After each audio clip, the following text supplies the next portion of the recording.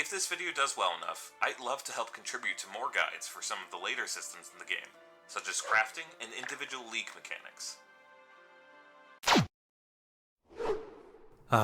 As if that will ever happen. There's no way there's an audience for this kind of video nowadays.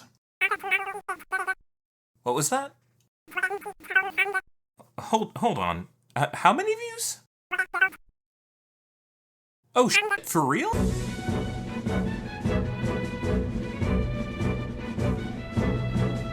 Well, here we are again.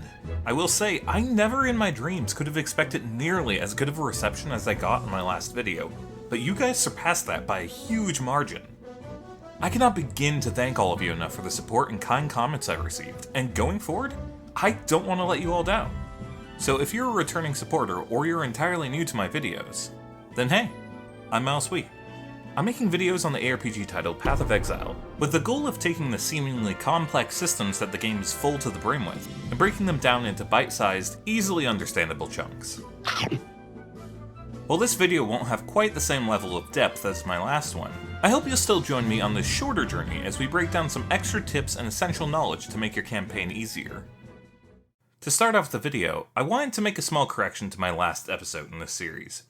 As quite a few of you have pointed out, in the Armor 101 section of the video, I had stated that all armor comes with base stats called Implicits. Unfortunately, this was actually a mistake on my part. These are actually known as the item's base defenses.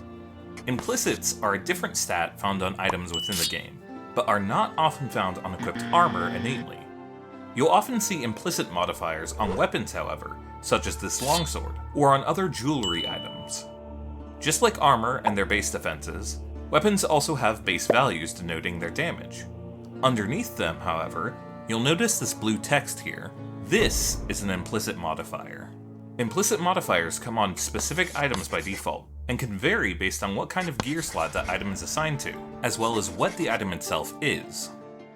As you can see on these three rings, they each have implicit modifiers granting them elemental resistances, but the implicits for each of them grant a resistance to different elements than the others.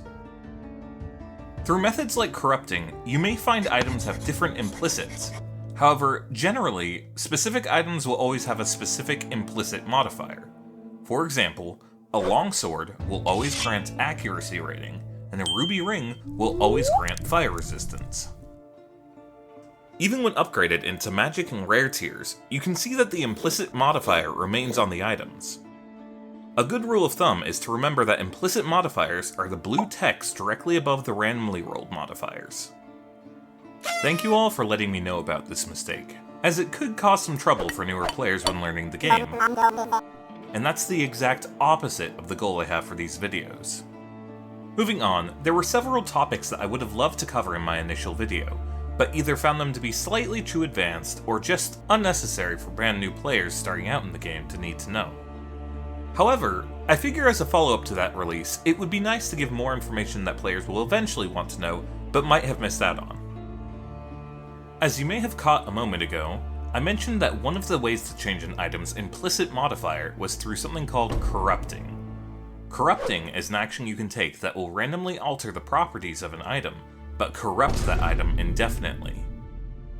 During the second act of the game, you'll come across a corruption altar. This will allow you to corrupt any item in your inventory.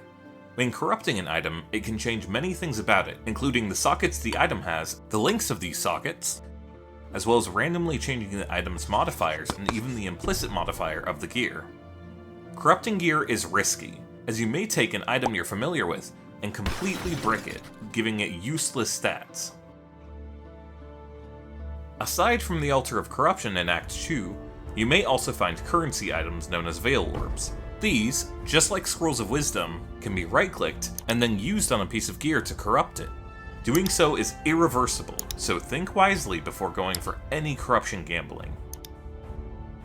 On the subject of currency items, if you've been reading them, you may have seen the text of orbs you found throughout the campaign that say things like, upgrades a normal item to a magic item, or reforges a magic item with new random modifiers. While I don't want to go through too much information on currency items, I did want to break down some of the most common currency items you'll find early on, and how you can use them to benefit you throughout the campaign. The orbs that you'll see most frequently as you go through the campaign are orbs of transmutation, alteration, and augmentation. Transmutation orbs will turn any normal rarity item into a magic rarity item. Doing so will give the gear either 1 or 2 random modifiers. If after this, your magic item only has 1 modifier, you can use the Orb of Augmentation to grant it 1 additional modifier, up to the cap of 2.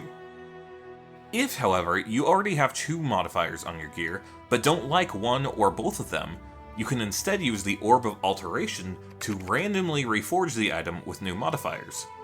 When reforging this way, the amount of modifiers is also re-rolled, so you may end up with 1 or 2 again. Early on, you can use these items if you want to try and roll for strong modifiers on your gear, such as the modifier +1 to level of all fire spell skill gems. These kinds of modifiers can be a huge bump to your damage early on, but are also less common and shouldn't be relied upon. A few extra currency items to keep your eye out for include things like the Orb of Alchemy, which turns any normal item into a rare item with up to 6 modifiers. Blacksmith Whetstones, which will improve the quality of your weapons, increasing their damage. Armorsmith Scraps, which likewise increase the base defensive stats on your armor.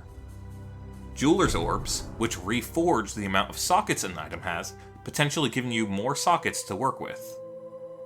Orbs of Fusing, which reforge the links on items. Using these can allow you to get 4 and even 5 or 6 links on gear, though getting more links becomes drastically more costly, and can even be as low as a 1 in 1,000 chance to acquire a 6-linked item. And finally, Chromatic Orbs, which reforge the colors on the sockets of your gear. These are great when you need specific gem colors on gear which you have already linked. However, be careful, as the colors the sockets will turn into are more likely to be related to the stat requirements of the item. So items that require intelligence will be more likely to roll blue sockets, dexterity gear will more often roll green sockets, and strength is biased towards red sockets. This does not mean that it's impossible to get these other socket colors on that item, but that doing so will be less likely and may prove more costly. One final tip on currencies, for now, is that certain items can be traded into vendors to receive guaranteed currencies. For example, any piece of gear with 3 linked sockets that are of different colors will provide you with a chromatic orb. As well, you can trade in several gear pieces of the same kind that have quality on them, such as armor or weapons, and you'll receive their related upgrade currencies, those being Blacksmith Whetstones and Armorsmith Scraps. Another tip I received time and time again in the comment section of the last video was to use the search function in the various menus of the game. This allows you to type any word or set of words into it, and all related items will be highlighted. This works in shops, your stash, and even your passive tree. If you're looking for specific wording, you can type quotation marks around the words, such as increased movement speed. Doing so will only highlight items or nodes with those specific words in that specific order.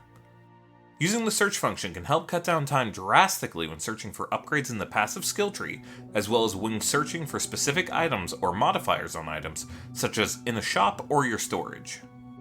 Moving on, during Act 2 of the game, you'll meet the NPC Helena. Over the course of that act and later acts, you'll discover what are called hideouts, which have these small little icons on the map when nearby them. Upon entering a hideout, you'll be tasked with clearing all the mobs inhabiting the location. Doing so will allow you to speak with Helena, who will now give you access to using that hideout as your own. You can also unlock multiple different hideout styles over the campaign and post-game, so try to snag them whenever you see them until you find one that feels right for you. Once you have unlocked your hideout, you can teleport to it by using any waystone and clicking this icon on the bottom right. Within your hideout, you can decorate it freely with NPCs and objects, including interactable ones such as your stash and a very important object, the crafting table. The crafting table allows you to add an extra modifier to any piece of gear that has open slots for it, for the cost of certain currency items. These modifiers are either slotted as prefixes or suffixes. When mousing over an item and holding Alt, you can preview how many prefixes or suffixes your items have. As we've discussed, magic items can have 2 modifiers, so there's 1 prefix and 1 suffix. Similarly, as rare items have 6 modifiers, they are allowed to have 3 prefixes and 3 suffixes. Utilizing the crafting table throughout the campaign can allow you to add in useful upgrades to your gear, such as extra life and elemental resistances. After you've applied an upgrade, it will cost an Orb of Scouring on top of whatever currency the upgrade itself costs to swap from one upgrade to another. So make sure that you choose the right upgrades for your gear, and consider what you might need in the future when making your decisions for what to craft on your items. And that's all for today. I know this video was a lot shorter than my last one. Truth be told, I really wanted that video to be shorter, but unfortunately, Path of Exile is a little bit dense as a game. Because of that, not only was my first video long, but took several dozens of hours to put together. So instead of keeping you all waiting for weeks on end for another video of the same length and quality, I thought I'd get out a shorter video to let you all know how much I appreciate your kind words and feedback, and that I do intend to keep making more content in the future. Speaking of, the next video I have in mind might be a little bit more intense of a topic. Because it may take a little bit longer, I would appreciate any support you could give me with this video in the meantime, either by dropping a like or a comment.